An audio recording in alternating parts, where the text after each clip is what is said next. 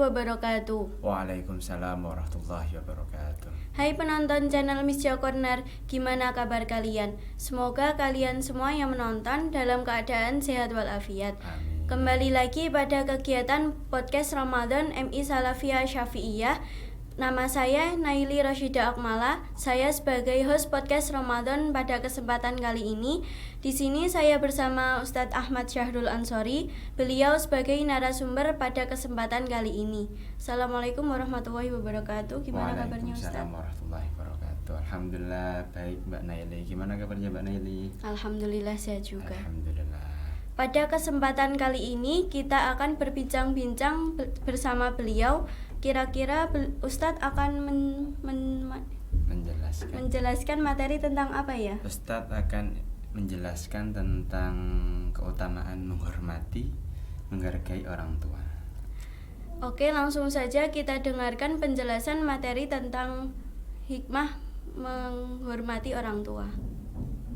Assalamualaikum warahmatullahi wabarakatuh. Waalaikumsalam warahmatullahi wabarakatuh. Alhamdulillahirabbil alamin. Wassalatu wassalamu ala sayyidina wa habibina wa syafi'ina wa qurrati a'yunina Muhammadin sallallahu alaihi wasallam. Sebelumnya Ustaz ucapkan terima kasih atas waktu dan kesempatan yang diberikan oleh host podcast Ramadan kali ini, Mbak Naili Roshida, kembali bersama kami karena hari ini Ustaz akan menyampaikan satu hadis dan satu cerita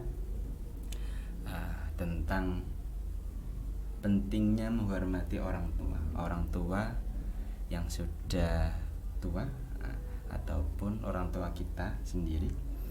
Jadi ada satu hadis Mbak Naili, ada satu hadis yang setidaknya hadis itu menjelaskan bahwa Allah itu malu dengan orang tua yang sudah beruban. Kok bisa kira-kira malu? Kenapa Allah malu dengan orang tua yang sudah beruban, orang dewasa ataupun orang dewasa yang sudah beruban? Maka ini ada hadis lengkapnya. An Anas ibni Malik qala Rasulullah sallallahu alaihi wasallam, diriwayatkan dari Anas ibni Malik, kata Nabi, innallaha ta'ala yanduru ila wajhi syekh. Allah ini sesungguhnya Allah melihat, memandang wajah orang-orang yang sudah beruzur, orang-orang yang sudah di atas 40 atau yang sudah punya rambut putih, sudah beruban. Ila wajhi syekh sabahan wa masaan, bukan hanya sekali tapi 2 kali, baik itu ketika pagi ataupun sore. Wa yaqulu ya ibadi qad kabura sinnuka, wahai hambaku, hamba yang bagaimana tadi? Yang sudah beruban. Yang sudah beruban, qad kabura sinnuka, sungguh umurmu sudah tua. Wa raqqa jilduka, dan kulitmu sudah keriput. Wadaqqa admuka, tulangmu pun juga sudah lemah. Waqtaraba ajaluka, sedang ajalmu telah mendekatimu. Wahana qudumuka ilayya, sehingga kalaupun ajal sudah dekat dan sudah dekat waktumu untuk menghadapku. Ketika sudah mengingatkan tentang apa? Tentang kondisi seorang yang sudah tua renta. Allah melanjutkan fastahyi minni fa ana astahi min syaibatika an u'adzibaka finnar. Maka wahai hambaku yang sudah tua tadi, yang sudah punya uban, sudah lemah, maka malulah kepadaku. Bukan malu kepada manusia, tapi malulah kepadaku, yaitu Allah. Karena apa? Karena rambut ubanmu yang itu akan dapat aku. Jangan sampai karena ubanmu aku bisa menyiksamu di dalam neraka. Anu'adzibaka finnar. Artinya apa? Fisik orang tua ini bukan hanya orang tua kita saja yang harus kita hormati, tapi Allah juga mengingatkan kepada orang-orang yang sudah beruban, yang sudah berumur, untuk menjaga perilaku. Ini terlebih, ya mungkin kami masih belum berapa, ya belum tua, tapi ini juga akan menjadi pelajaran bagi kami ketika Ustadz sudah berumur 50 atau 40 tahun ke atas. Dari sini Mbak Naili ada cerita menarik. Tahu Sayyidina Ali radhiyallahu an karamallahu wajah? Tahu? Khalifah keberapa beliau? Enggak tahu. Khalifah pengganti Rasulullah keberapa? 4. Pintar. Yang keempat. Yang pertama siapa? Abu Bakar. Yang kedua Sayyidina Umar bin Khattab. Yang ketiga baru Sayyidina Utsman. Yang terakhir Sayyidina Ali karramallahu wajah. Jadi Sayyidina Ali ini masih muda ketika Nabi SAW sholat berjamaah subuh.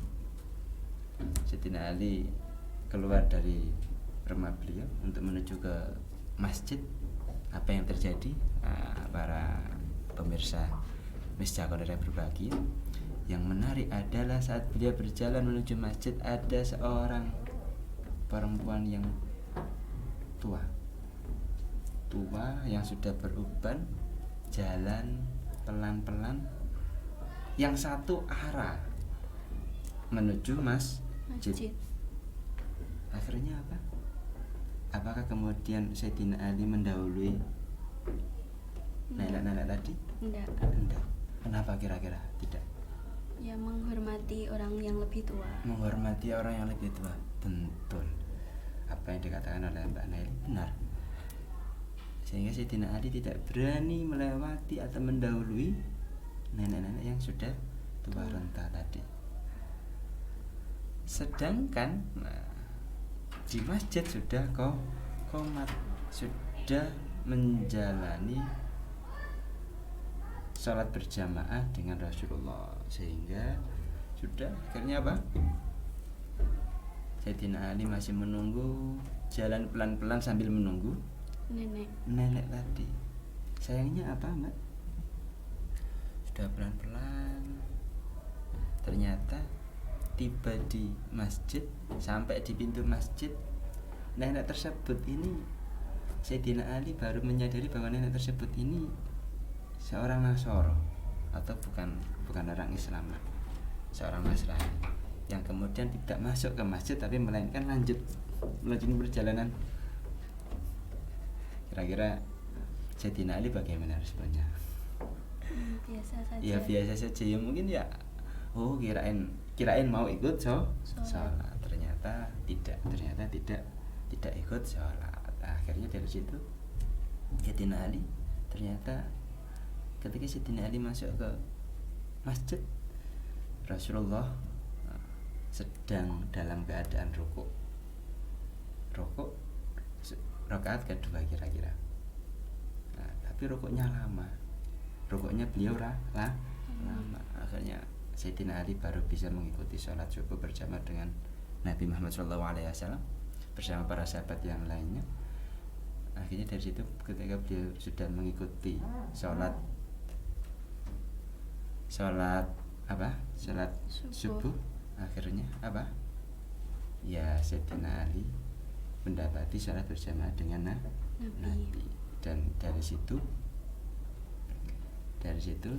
Nabi Muhammad SAW bangun dari rukuknya yang lama. Setelah salam, beliau ditanyai oleh para sahabat yang lainnya, "Wahai baginda Nabi, mengapa engkau bisa melaksanakan sujud yang sangat lama?" Apa kata baginda Nabi? "Iya, ketika aku membaca Subhana rabbiyal azim wa bihamdi, malaikat Jibril turun menaruh sayapnya di atas punggungku, sehingga aku tidak bisa bergerak dan tidak bisa berdiri dari rukuk. Lama, akhirnya, loh kok bisa? Kenapa malaikat Jibril menaruh sayapnya di atas punggungku? Punggung jenengan, wahai kanjeng Nabi." "Iya." Akhirnya ternyata usut punya usut, karena Sayyidina Ali sedang bergegas menuju ke masjid. Sayangnya apa?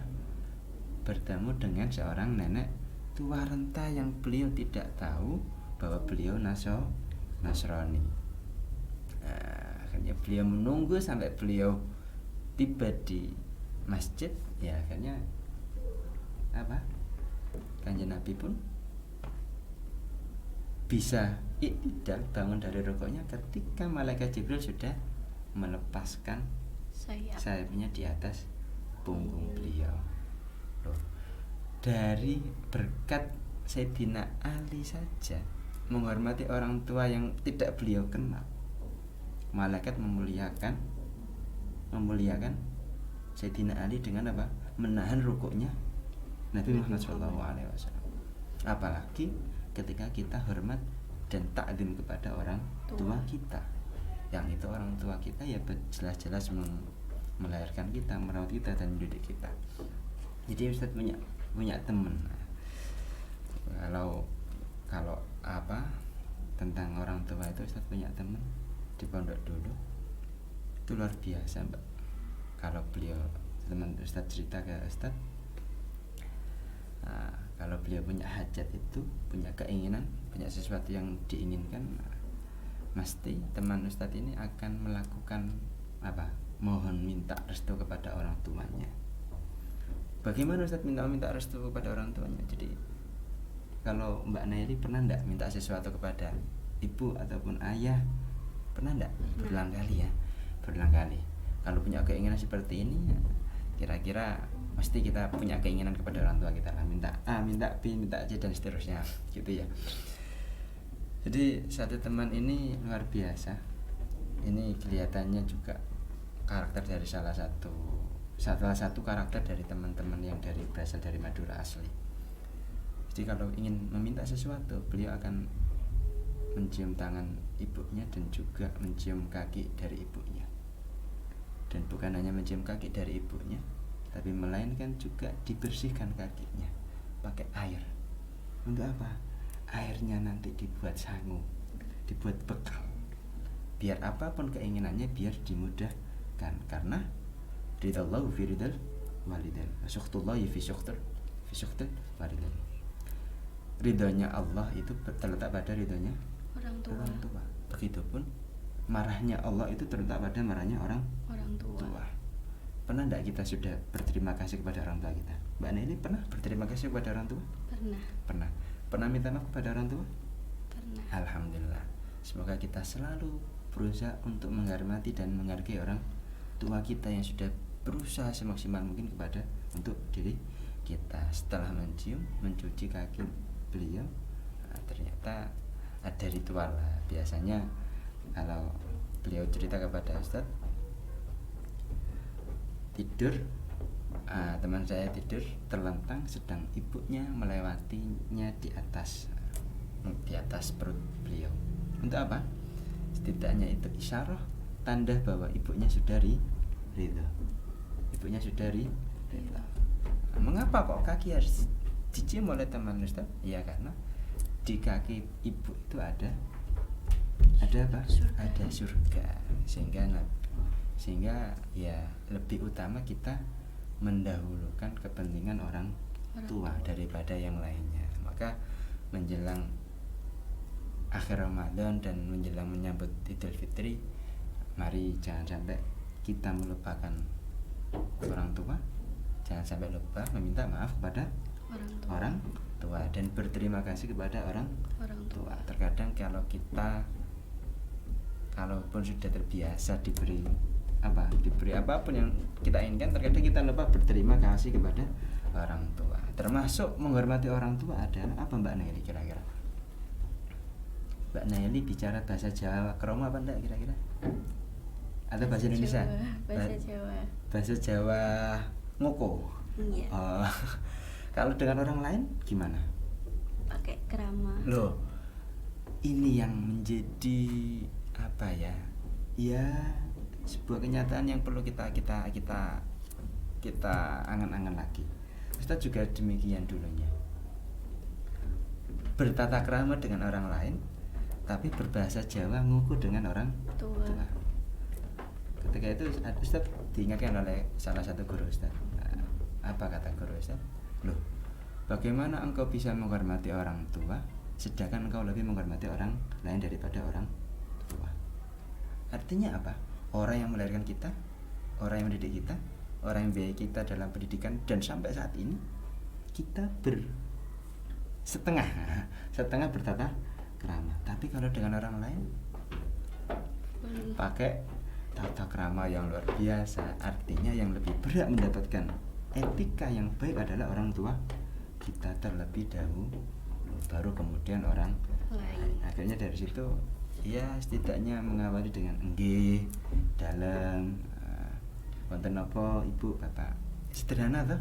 Iya. Dengan kata-kata itu insya Allah orang tua kita bahagia dan senang. Kami teringat dari ucapan salah satu guru dari guru kami, Kiai Haji Muhammad Ma'ruf. Beliau mengatakan berpesan kepada para kami sebagai muridnya, sebagai santrinya. Beliau mengatakan apa?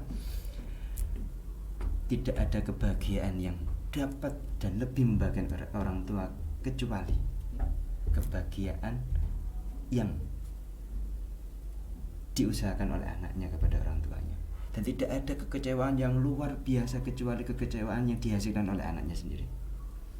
Walaupun hanya sekedar ucapan nggih, dalem, ataupun kata-kata krama yang lainnya, itu adalah merupakan sebuah kebahagiaan bagi mereka, bagi orang tua kita. Maka kami terlebih menasihati diri kami dan pemirsa, begitupun Mbak Naili dan adik-adik MI As-Salafiyah, ya mari kita berbuat baik dan menghormati orang tua kita dan orang tua yang lainnya dan orang tua lainnya. Karena berkata apa? Allah saja mengingatkan untuk malu atas dirinya dengan keadaan dirinya yang sangatlah lemah. Itu mungkin yang bisa kami sampaikan. Mohon maaf jika ada yang kurang dalam penyampaian dan salah dalam tutur kata. Mohon izin undur diri dari kami. Astagfirullah min qawlin bila amalin. Astagfirullah qawli istighfar. Assalamualaikum warahmatullahi wabarakatuh. Waalaikumsalam warahmatullahi wabarakatuh.